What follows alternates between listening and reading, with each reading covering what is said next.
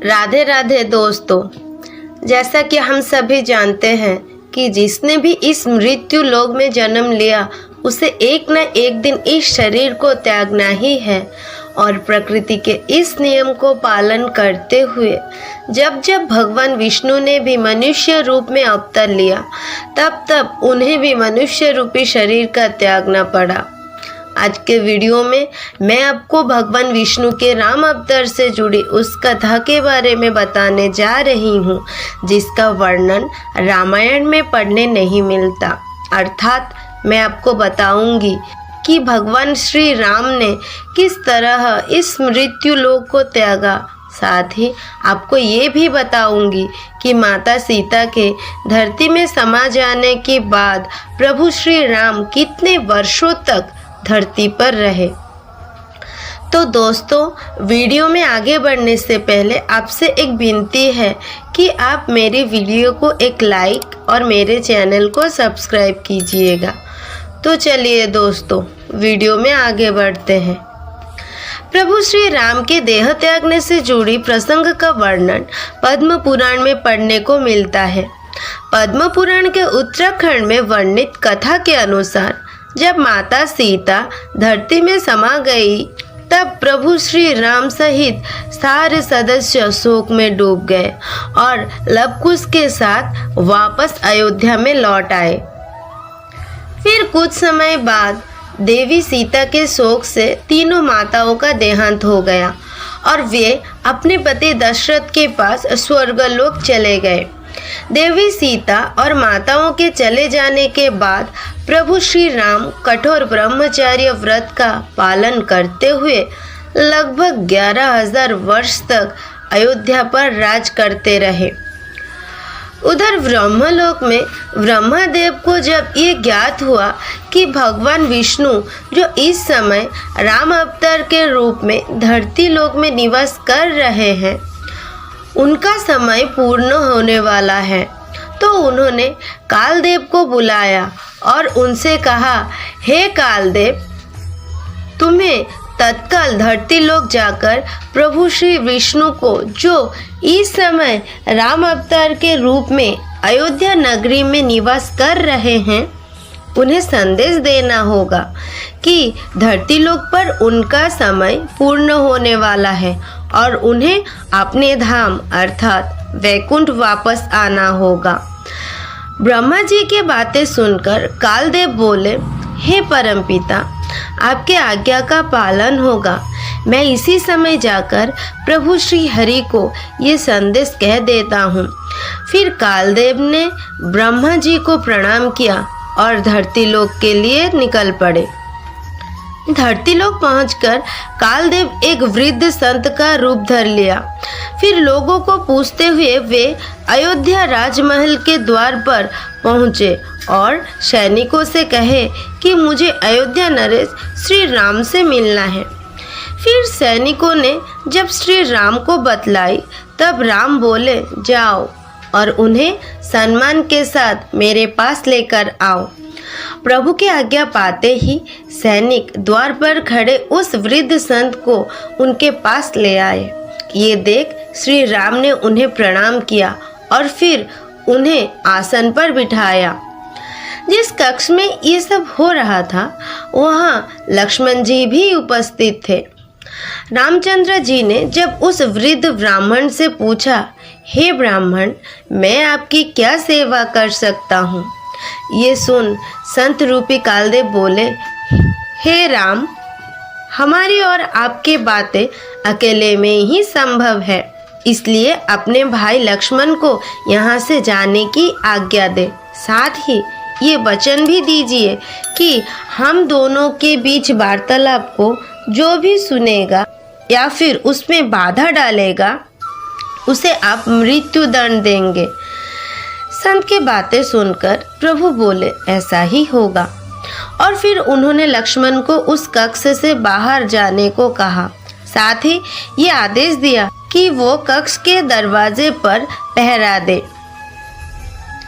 लक्ष्मण जी अपने बड़े भाई का आज्ञा का पालन करते हुए उस कक्ष से बाहर निकल आए और कक्ष के दरवाजे को बंद कर कर पहरा देने लगे। उधर लक्ष्मण जी के कक्ष से बाहर निकलते ही वो वृद्ध संत अपने वास्तविक रूप में आ गए और प्रभु श्री राम को प्रणाम करते हुए बोले, हे तीनों लोगों के स्वामी, सर्वप्रथम मेरा प्रणाम स्वीकार करें। प्रभु, आपके पास मुझे परमपिता ब्रह्मा जी ने ये कहने को भेजा है कि आपने जिस कार्य हेतु मनुष्य रूप में अवतार लिया था वो कार्य पूर्ण हो चुका है और इस अवतार में आप अपने लिए जितने आयु निश्चित की थी वो भी पूरी हो गई है। अतः अब वो समय आ चुका है कि आप अपने परम धाम लौट जाइए। आपके ऐसा करने से सारे देवगण भी निश्चित हो जाएंगे। कालदेव की बातें सुनकर प्रभु श्री राम मुस्कुराते हुए बोले, हे महाकाल, मैं जानता हूँ और मेरी ही इच्छा से आप यहाँ पधारे हैं और मैं स्वयं ही वैकुंठ धाम लौटना चाहूँगा। इधर जब भगवान राम और कालदेव के बीच ये सारे बातें हो रही थी, उसी समय महर्षि दुर्वासा का कक्ष के द्वार पर आगमन हुआ।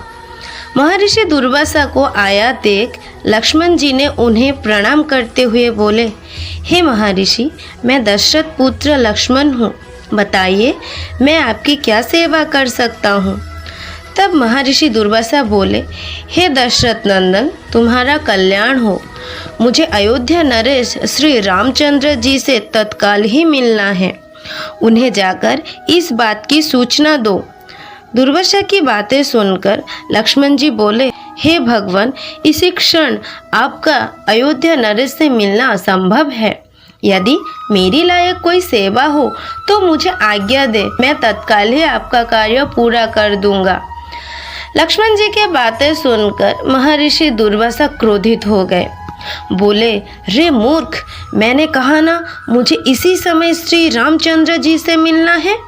मुझे उन्हीं से ही काम है, इसलिए बस तुम इतनी ही सेवा करो कि तत्काल हमारे आने की सूचना श्री रामचंद्र जी को दे दो। परंतु इस बार भी श्री लक्ष्मण जी ने क्षमा मांगते हुए कहा, हे ब्राह्मण, इस समय रघुनाथ जी एक आवश्यक कार्य में व्यस्त है, इसलिए आपको कुछ देर प्रतीक्षा करनी होगी। ये सुनकर ऋषि दुर्वासा का क्रोध और बढ़ गया और वे गरजते हुए बोले, रे मूर्ख, तुम मुझे प्रतीक्षा करने के लिए कहते हो? क्या तुम मेरी शक्ति नहीं जानते? अगर मैं क्रोध में श्राप दे दूं तो रघुकुल सहित पूरी अयोध्या तत्काल भस्म हो जाएगी। ये सुनकर लक्ष्मण घबरा गए और दोनों हाथ जोड़ते हुए बोले, नहीं मुनिवर, ऐसा मत कीजिए। और फिर मन ही मन सोचने लगे, अगर केवल मेरी मृत्यु से अयोध्या बच सकती है तो यही सही। इसके बाद लक्ष्मण जी बोले, मुनिवर, क्रोधित ना हो, मैं आपके शक्ति को भलीभांति जानता हूँ। मैं तत्काल रघुनाथ जी को आपके आने का सूचना देता हूँ। और प्रभु श्री राम से बोले, महाराज, द्वार पर महर्षि दुर्वासा पधारे हैं और इसी क्षण आपका दर्शन करना चाहते हैं।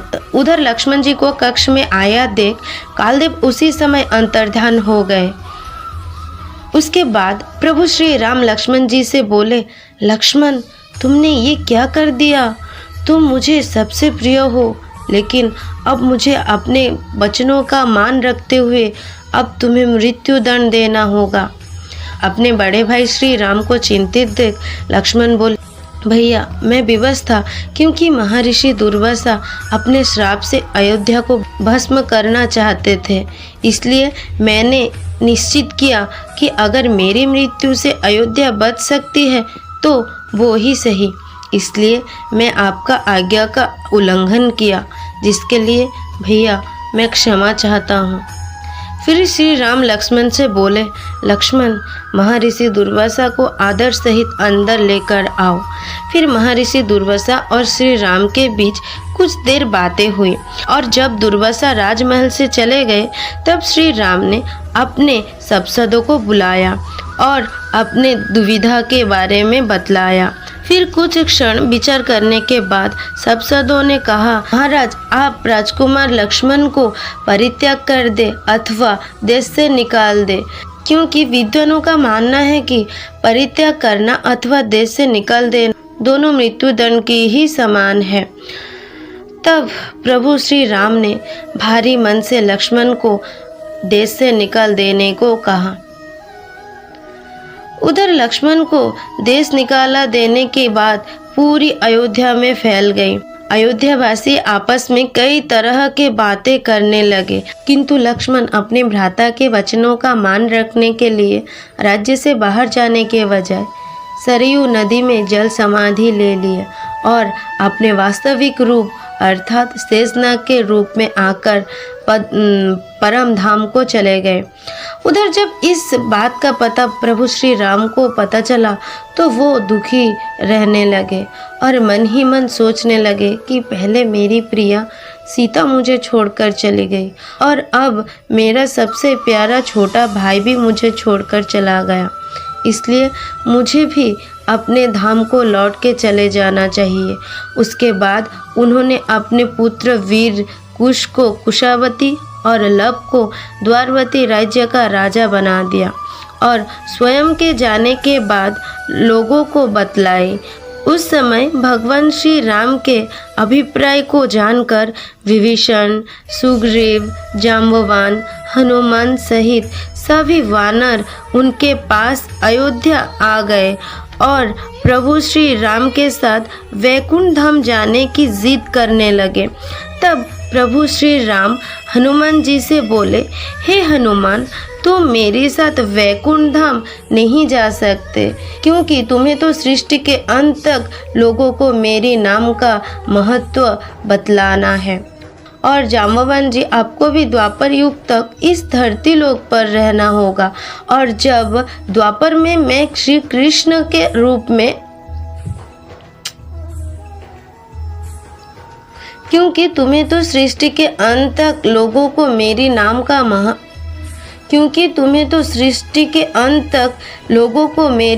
का महत्व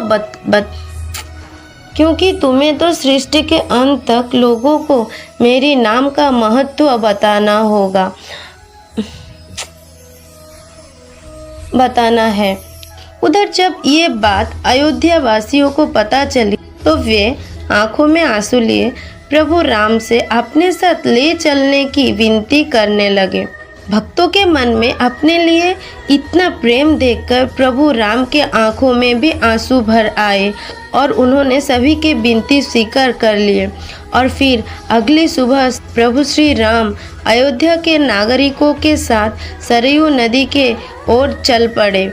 सरयू नदी के तट पर पहुंचकर प्रभु श्री राम जल के अंदर देह त्याग दिया और फिर विष्णु रूप में प्रकट होकर सरयू तट पर खड़े नागरिकों को आशीर्वाद देकर अंतर्ध्यान हो गए। तो दोस्तों, प्रभु श्री राम के बारे में ये जानकारी आपको कैसी लगी कमेंट बॉक्स में ज़रूर बताइएगा। तो दोस्तों, मिलते हैं अगले वीडियो में। खुश रहिए। राधे राधे।